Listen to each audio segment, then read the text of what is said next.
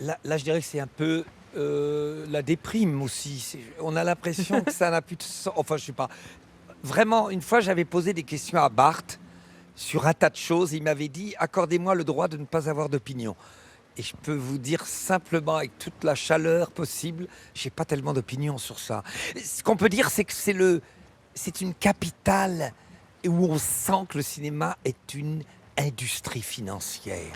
Les gens sont dans un deal financier et Il n'y a que ça.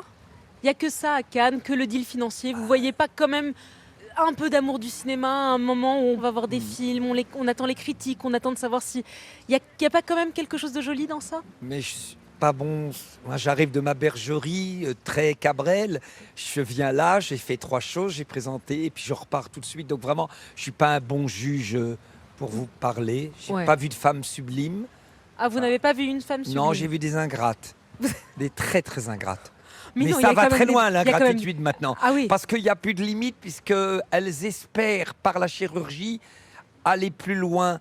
Et ça, c'est impressionnant. Donc, je n'ai rien à vous dire sur Cannes. Il y a un autre invité dans cette émission, c'est Alain Delon. Est-ce que vous avez un point commun avec lui? Vous avez joué quand même dans un Oui, j'ai film. joué Le Retour de Casanova. Ça vous évoque quoi qu'on donne une palme d'or d'honneur à Delon cette année? Est-ce que vous trouvez ça normal et bien? Ah, oh, moi, j'ai aucune hostilité. J'ai aucune hostilité. Alain Delon, c'est comme les grands monuments. Tu sais, un jour, quelqu'un disait, Hugo, on n'a pas à dire on aime ou on n'aime pas, c'est comme la montagne. Il y a une montagne. Alain Delon fait partie des montagnes. On n'a pas d'opinion à avoir. J'ai tourné avec lui, je me souviendrai toute ma vie. Je sais que tu vas couper, mais je vais te le raconter. Il avait dit, si vous me faites encore une seule erreur sur le tournage de Casanova, je prends mon hélicoptère et je me barre du tournage. Et manque de bol, l'assistant nous a emmenés sur un pont qui n'était pas le pont à Venise, où on devait tourner. Donc on s'est retrouvés habillés dans un marché moderne, lui habillé en Casanova et moi habillé en assistant de Casanova. Et là, il a pris un portable de l'époque qui faisait moins 16 kilos. Il a appelé son hélicoptère pour que, autour de Venise, l'hélicoptère vienne chercher Alain Delon. Et en plus, il était branché sur Elsa. Elsa, la Oui. chanteuse.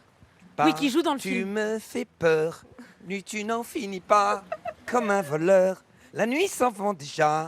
Papa, arrête de faire ton cinéma. À nuit, tu me fais peur. À nuit, tu n'en finis pas. Bon, elle était bonne, mais à hurler. Elsa, je suis devenu dingue. Et c'est Vadek Stanzak qui l'a pécho. Vadek Stanzak, acteur étrange.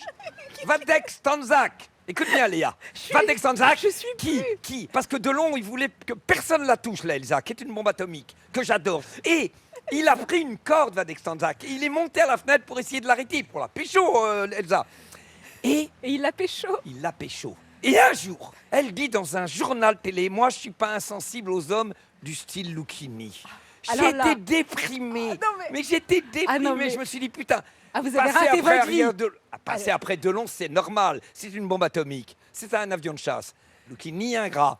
Mais passer après Vadek Stanzak, qui plaisait beaucoup aux homos. Mais bon, tu vois, ma vie n'a été qu'un parcours. Vas-y.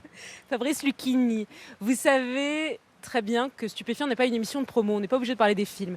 Mais là, pour une fois, je vais prendre parti puisque j'ai vu Alice et le maire et que je pense que c'est un film remarquable et un film important sur la politique aujourd'hui. Ça raconte l'histoire d'un homme qui est maire de Lyon et qui a perdu ses illusions à un moment, qui ne sait plus quoi dire, qui ne sait plus quoi faire, qui est en pilote automatique. Et cet homme-là, c'est vous qui jouez ce maire de Lyon.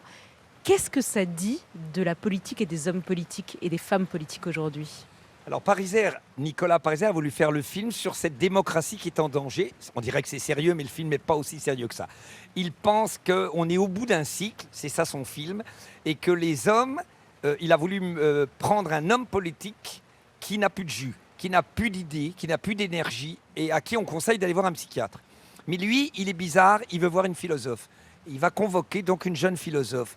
Ça Juste dit- pour qu'elle devienne sa coach et qu'elle lui réapprenne à penser. Il veut dire, moi, ce que je sens. Pour moi, d'abord, il m'a offert un des plus beaux rôles que j'ai eu. C'est vrai. C'est oser dire que si on est intelligent, c'est important ce que je vais vous dire. Si on est intelligent,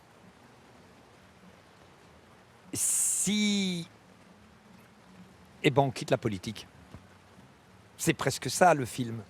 Et on voit un homme, c'est pour ça que c'est toujours payant ces rôles-là, mais moi je l'ai fait innocemment, il voit un homme qui doit montrer qu'il est en perte d'être. Donc il fallait... c'est le miracle du comédien, c'est le contraire de ce que je vous ai fait sur Elsa, voilà, le film que j'ai tourné. Je vais essayer de vous exposer ma situation. Je vais essayer de le faire en peu de mots, d'accord? J'arrive plus à penser. Plus du tout. Enfin, vous voyez ce que je veux dire? Non, pas vraiment. Est-ce qu'on est trop dur avec les hommes politiques?